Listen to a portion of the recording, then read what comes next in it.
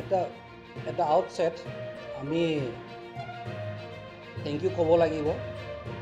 Honourable হাইকোৰ্টে যে ট্ৰাইবেলসকলৰ বেল and block মাটিটো eviction কৰিবৰ কাৰণে অৰ্ডাৰ পাছ কৰা আছে আৰু সেই অৰ্ডাৰটো আজি ডেটত আমাৰ UPPL under the leadership of Pramod Boro ডাঙৰীয়াৰ ইভেকশ্যনটো প্ৰচেছ চলি আছে আৰু সেইকাৰণে তেখেতক আমি ধন্যবাদ জনাইছোঁ আৰু তেখেতো আমাক এছুৰেঞ্চ দিছিলে যে মই যেতিয়া পাৰ্টিত আহিম মই যেতিয়া ৰুলিং কৰিম মই যেতিয়া পাৱাৰত আহিম মই ইণ্টায়াৰ ট্ৰাইবেল বেল এণ্ড ব্লকত those who are illegally occupying and encroachers in the bell and block তেখেতসকলক মই ইভেক্ট কৰিম as per the law বুলি কৈছিলে therefore তেখেতে আজি আকৰে পালন কৰাৰ কাৰণে আমি তেখেতক থেংক ইউ বুলি জনাবলৈ বিচাৰিছোঁ আৰু তেখেতক আমিও কৈছোঁ যে অল আসাম ট্ৰাইবেল ষ্টুডেণ্ট ইউনিয়নে ছাৰ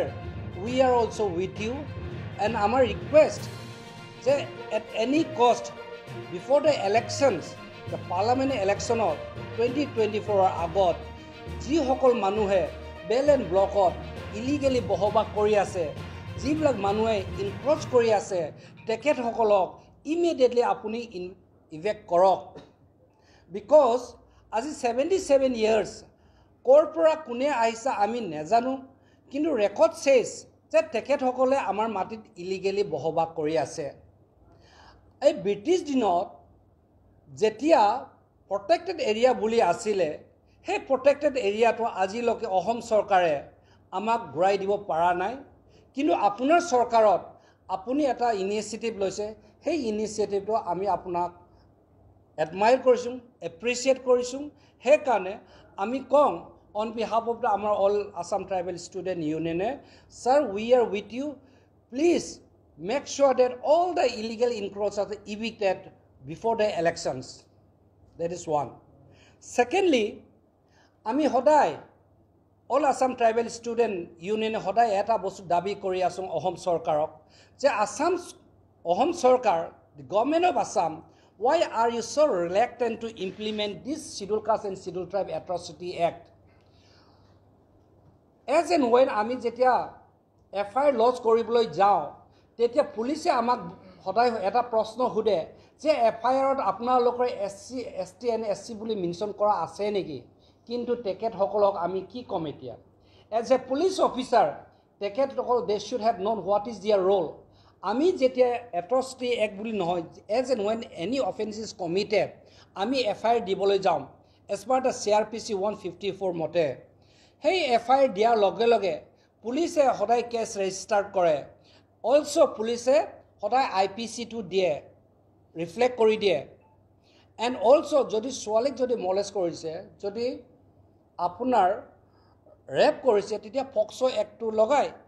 কিন্তু এট্ৰচিটি এক্টটো জানি বুজি ইহঁতে সদায় নলগায় and this is we are very much disappointed with this ruling BJP government. BJP government আমাক বাৰ কৈ আছিল যে জনজাতিসকলক আমি আপোনাক প্ৰটেকশ্যন দিম বুলি কৈছিলে schedule caste and schedule tribe atrocity এক্টটো স্পেচিয়েল ল যিটো লটো আমাৰ কাৰণে বনোৱা আছিলে ইয়াত সেকশ্যন 3 এ মেনশ্যন কৰিছে মাত্ৰ এটা শব্দ পুলিচে জানিব লাগে যে সেকশ্যন 3 কি কৈছে মই আপোনালোকক পঢ়াই শুনাই দিছোঁ যে punishment for offence of atrocities 1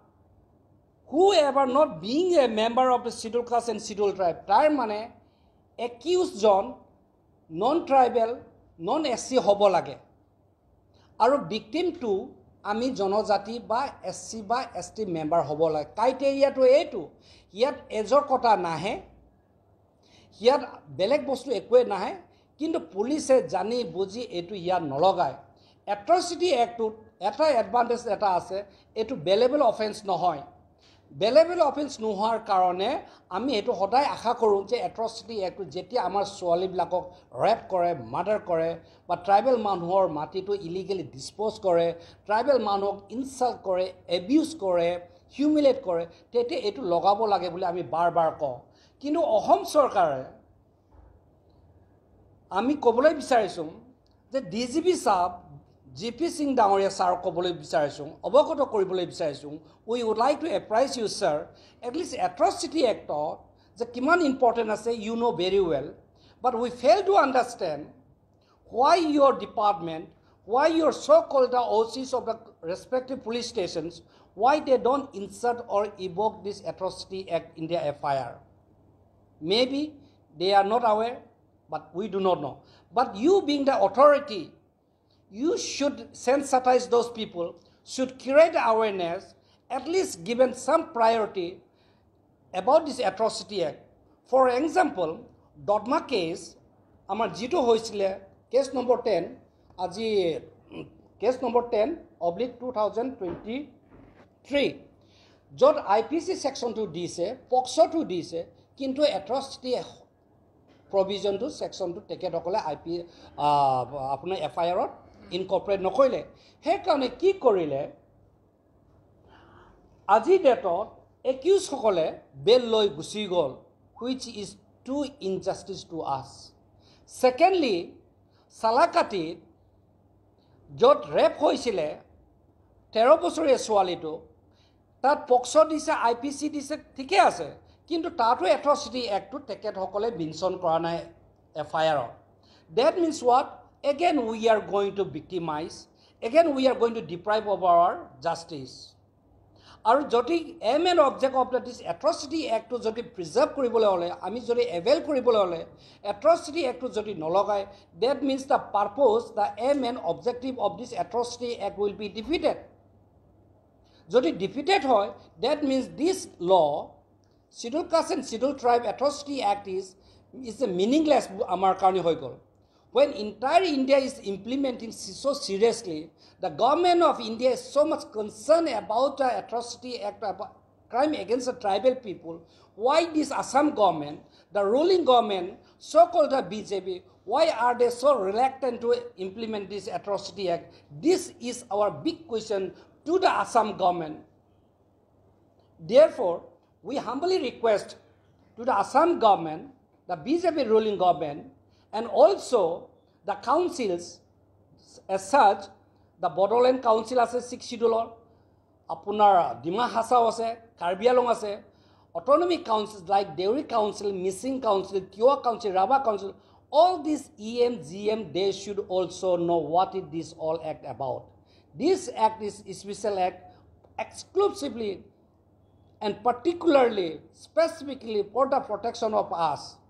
Therefore, this law should not be made a piece of wastage paper or wastage book, but it is a law. This has to be implemented for the interest of the tribal people of entire Assam. Thank you. That's it.